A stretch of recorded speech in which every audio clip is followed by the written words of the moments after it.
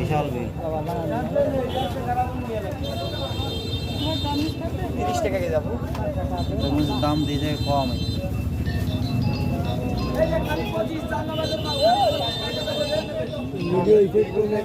দাম দিয়ে জায়গায় কেজি হিসাবে বিক্রি হচ্ছে। তো আমাদের অক্টোবর বাজার তরমুজ কেজি হিসাবে বিক্রি হচ্ছে।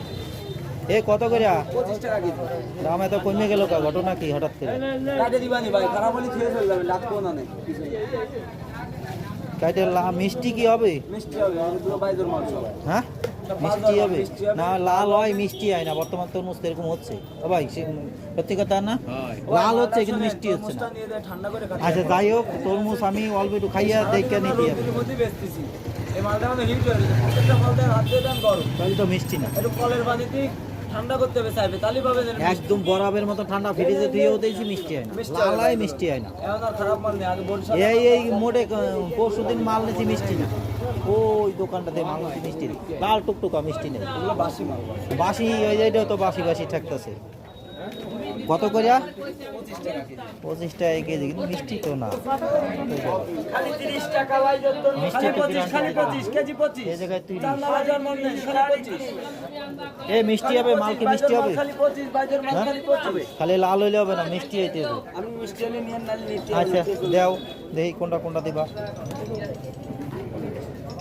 110 টাকা খাবেন যদি বলেন মিষ্টি হয়েছে কত? এই যে কেজি 25 চান্দা বাজার মালের কেজি 25 কোদান 3 কেজি অন্ধকার স্যার, হইছে 3 কেজি 685 গ্রাম। অন্ধকার স্যার কাটতে দিল।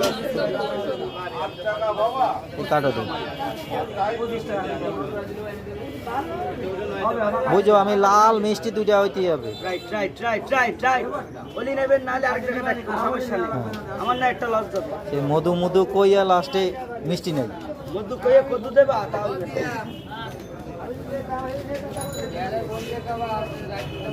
নেন ভাই, এটা যা খাইয়ে দেখ। আপনি খেয়ে দেন, আপনার মিষ্টির দরকার, আপনি খেয়ে দেন। আপনি খালি সত্যি কথা কই না। হ্যাঁ মিষ্টি আছে, আরেকটা কত?